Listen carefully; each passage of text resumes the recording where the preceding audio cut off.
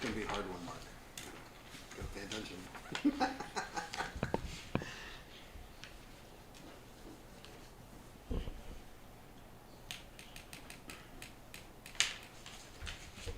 You realize they're turning over their hay and constantly. They were cutting on Highway 3 this morning when I came back to down in Anderson's. Oh, you're kidding? Really? Yeah, They were cutting? somebody was cutting. Wow. Looked like mostly mustard, but Okay, that's not so bad. yeah. Although I don't know. It's pretty dry out there.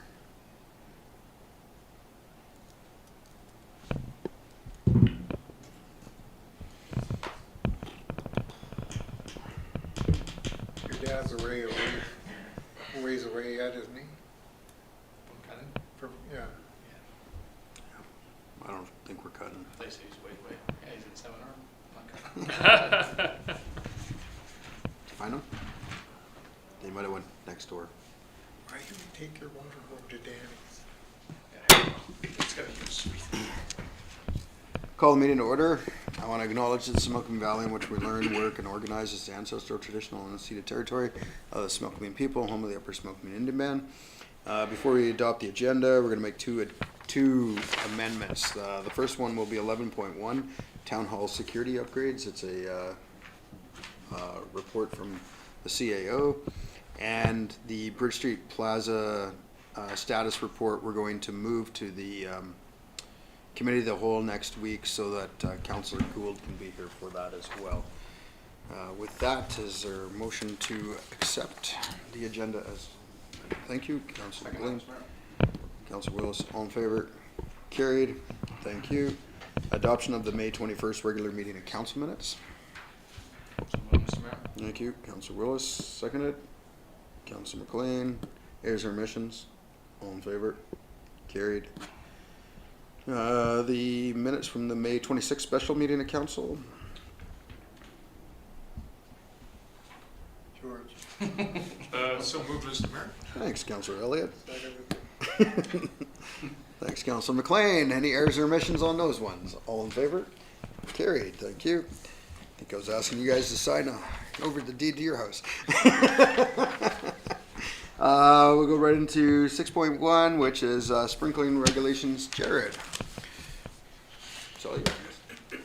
I didn't do the report. You didn't do the report. It's sprinkling.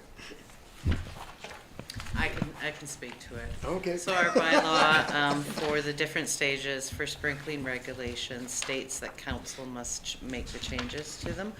But we can't always do that because sometimes something happens with our reservoirs or we get an emergency drought situation. So this is something we've done in the past. We did it last year, so we're bringing it forward so that the change of the different stages for sprinkling doesn't have to come back to a council meeting, or we're not calling you in for a special meeting of council so that we can change the different stages.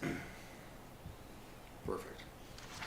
So all we're going to do is we're going to pass a motion that the CAO or Jared can make the decision at the time it needs to be done. So moved, Mr. Mayor. Thank you. Councillor Elliott. Councillor McLean, questions? I have a kind of an ulterior thought about, does council and staff have any idea, ballpark figure of when we intend to install water meters in municipal homes? It's in the works at the moment. There's not a ballpark date as of yet. We're still getting things together. Could we imagine like a couple of years or something? Well, hopefully within this year, we're going to be starting this year. So it won't be like normal other government stuff. Yeah, exactly. I like that. The other point was, in my mind, one of the things that we will accomplish as a result of this is we may see high water usage individual homes that is nothing to do with the home, but it may be to do with water leaks. Is that Yes, for sure, definitely. With this kind of program, we can't see directly, but we can get evidence that would lead to like From that service area. leaks, anything like that. Yeah, for sure. perfect? Thank you. With the new water system and stuff, there should be less water restrictions. No? We've been seeing pretty good results so far, yeah. So it just depends how much of a drought we get into in the summer, right? And then sometimes you are regulated by the province to drop usage as well, so. Thank you. Any other questions? Call the motion, all in favor? Carried. Thank you. 6.2 we've moved. We'll go to council reports. We'll start with Councillor Willis. Other than the regular meetings we've had, I don't have much to report. Look forward to the rodeo weekend. Should be a good time. What's going on this weekend? Thanks, Councillor McLean. About the only thing I can think of, other than loving the look of the new town square, is that what it's called? Plaza. The plaza, okay. Anyway, I just think it's gonna be once it's all finished and everything, it's gonna be a real smoking addition to the community. The only other thing that I can't remember if we mentioned last meeting or not, but is departure of did we mention the departure of our coach from, we did already? Well, just shows how sad I am. But as I probably said last week, I think it's a real positive reflection of our program that we're sending assistant coaches to the WHL. And that's everything I have. Thank you. Councillor Elliott. Been kind of busy. May 20th, I was at the Skills Center doing some HR work along with Councillor Gould. On the 21st, I was in Kelowna for a meeting of the Okanagan Regional Library Board. 27th, I attended the Princeton Arts Council meeting. 28th, the Princeton Museum Society meeting. And on the 31st, I attended the Wild Animation Festival evening event, which was quite spectacular. Some really talented animators in the province, there's no doubt about that, and I hope we see that bigger and better in the future. And that is my report. Thank you. I've been pretty busy since our last meeting. Let's see, we had regional district, of course, and then what else did I have? I had on the 23rd, I had a thing about housing. Can we build accelerated housing quickly? Answer is kind of no. I was off to FCM last week in Ottawa, where I met with the Liberal Party, the Honourable Karina Gould. She used to be, she's held many different cabinet positions. Over the years, she ran for leadership of the party. We met with her, talked to her about housing, disaster recovery, and then I met with the shadow minister for housing, and we discussed housing needs and expectations, and where I asked him, rather than just all of us competing for the same level of funding, that when they are debating these things in Ottawa, that they look at a stream for small communities as well as the one for the big communities, because it's not fair that we're all competing on the same level for the exact same funding. It's just, it doesn't work out. So it seemed like that was receptive. He brought it up again later in the meeting, so that was good. We were with him for about 45 minutes. Our MP, Helena Conan's got us the meeting with him. And unfortunately, it was in Dan Albus's office, and Dan Albus wasn't there, so the first time I get to Ottawa, and Dan Albus wasn't in his office, which is okay. But and then we went to the House of Commons, where we got to go to question period. Thanks to Helena again. We ran into Elizabeth May. We had a quick chat with Elizabeth May, and then met up with we ran into the Minister of Housing, and had a quick chat with him, and I invited him to town and whatnot because he's Gregor Roberts from Vancouver. So, yeah, overall it was a good convention. A lot of discussion on collaboration. Sat through a homeless encampment workshop. There's some good stuff happening across the country, and got some research ahead of me to figure out some of that stuff and how we can maybe apply it to our own community. Yeah, overall it was a good convention. Interesting sitting through question period and seeing how some cinematic, I guess it might be. It really is it's funny because they jostle around the side of the house to make it look like it's full. So next time I watch question period, I'm going to see if it's the same people behind the speaker, because they really are moving a lot to try to make it look like when they're trying to make a point that there's a lot of people behind them and stuff. And it's very, it reminded me of a schoolyard. I'll leave it at that. Got home and right off the plane, was in a meeting about the call to for energy, the energy call that's going out and whatnot, and what that means for British Columbia, what it means for Canadians. And the interesting part about that is the next call for energy from BC Hydro will be looking for private partnership, something that the current government hasn't been too keen on in the past, and now they're looking at private entities to talk about energy production. So earlier today I met with ETSI-BC and partners from around the Similkameen, and talking about collaboration and what that's going to look like and how we're going to work together from the top of the valley to the broadened part of the valley, and then integrating that into working with our partners in Oliver, Suias, in those areas. So yeah, I've been pretty busy for the last couple of weeks, and that's it. Yep. Was there any discussion with relationship to the 5 million federal flood? No, so nobody wants to talk about that.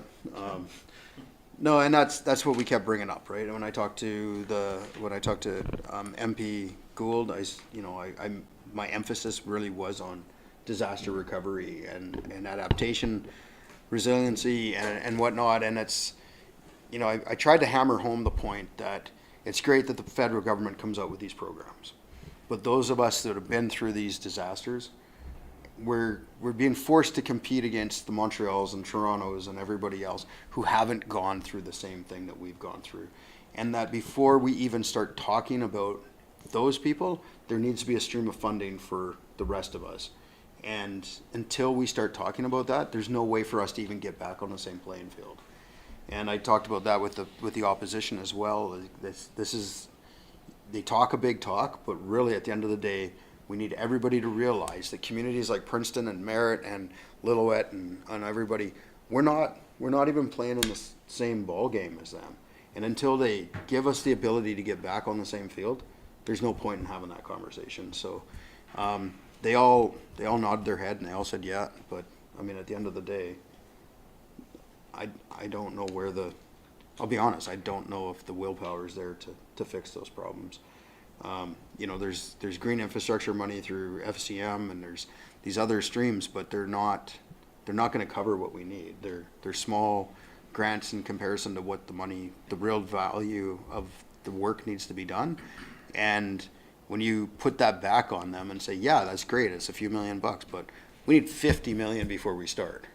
And they go, yeah, it's a little out of our league. And that's where they go. And then they just kind of tune out, and that's the end of the conversation. So I'm frustrated with that. I'm continuing to pound that home.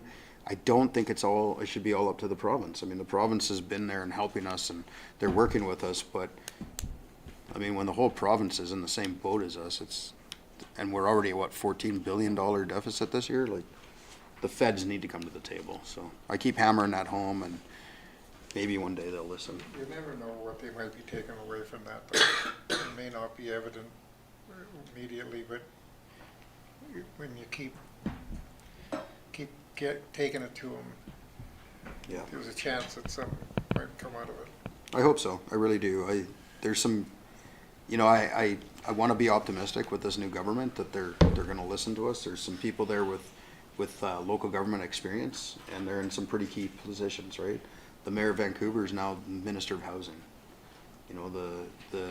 There's 3 or 4 that have a background in municipal government, and I think that needs to happen because Ottawa doesn't always have a lot of local government experience. So having those people in our corner, and when we talk to them, they understand more about what we're talking about than the average.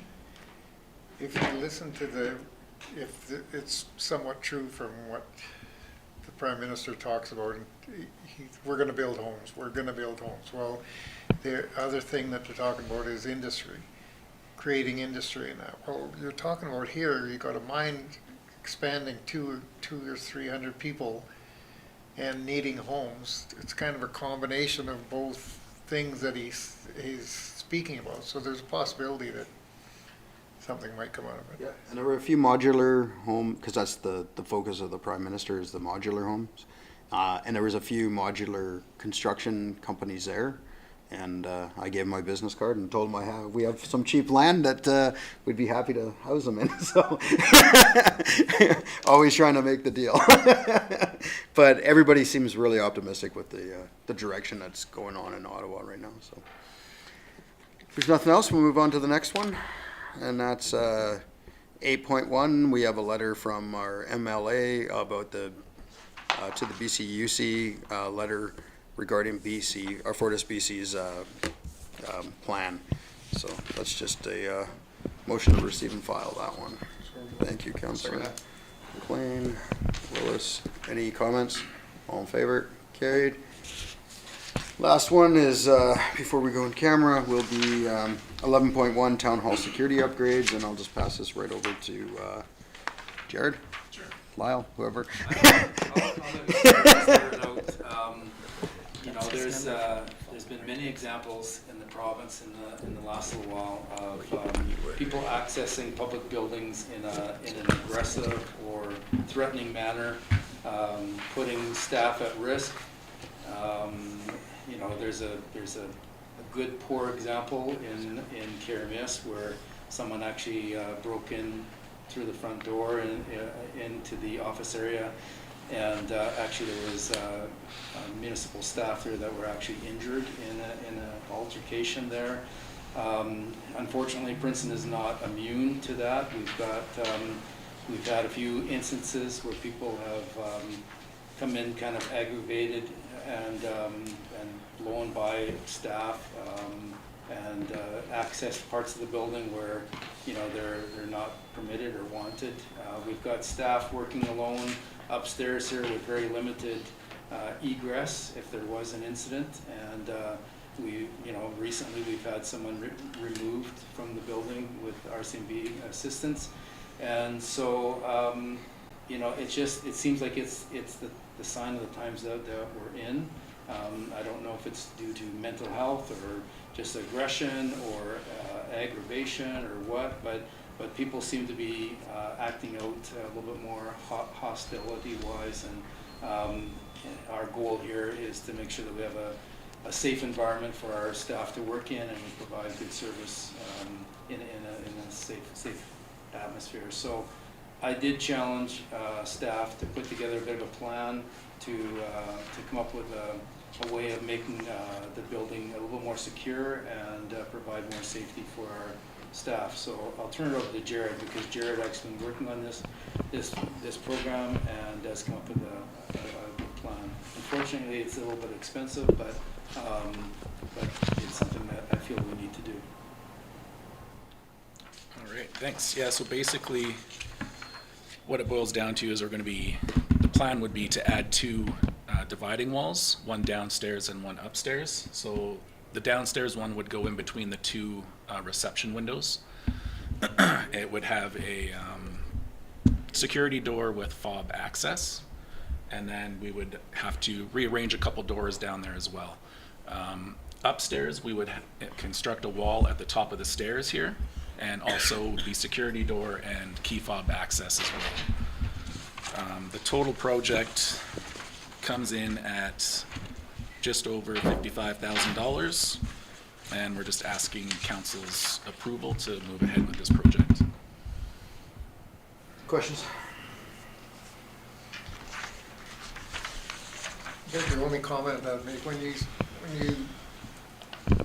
go on about that lately things seem to be more, there is more upheaval or whatever lately. I don't know if I agree with that. I think that the difference with our old municipal hall was there was no access. You had one door that, you know, you had a wall and that was it. There was no access to be able to get at people or anything else. I think we had just as many upset people or whatever, but there was no opportunity for them to be able to access like we have here. So I would agree with that actually the old town office was probably more secure than this office. absolutely, Yeah, absolutely. yeah. Is there any way we can pull this out of a different budget so we can work it sooner? Is that- With the land sales budget, or land sales reserve, we have quite a bit of excess funding in there, so to be able to pull the project out of that budget Okay. shouldn't be a problem. So there's money there, we can do it this year? That's right. Okay, I just don't want to like leave it forever and have staff just going, is this ever going to happen? Because we're waiting to sell something, so. It's the reason that we pull out of that budget is for the immediate sale. Okay, So moved, Mr. Mayor. thank you. Moved by Councillor Elliott, seconder. Second. Councillor Willis. Last questions or comments? All in favor? Carried, thank you. Overdue. Yep. Okay, with that, we'll go to 12.1. Motion to close, recommendation that the meeting be closed to the public for the purpose of considering the following: 90.1E, acquisition, disposition, or expropriation of land or improvements if the council considers the disclosure could reasonably be expected to harm the interest of the municipality. Thank you, Councillor McLean, seconder. Councillor Elliott, all in favor? Carried. And with that, we will close to the public. Thank you for watching.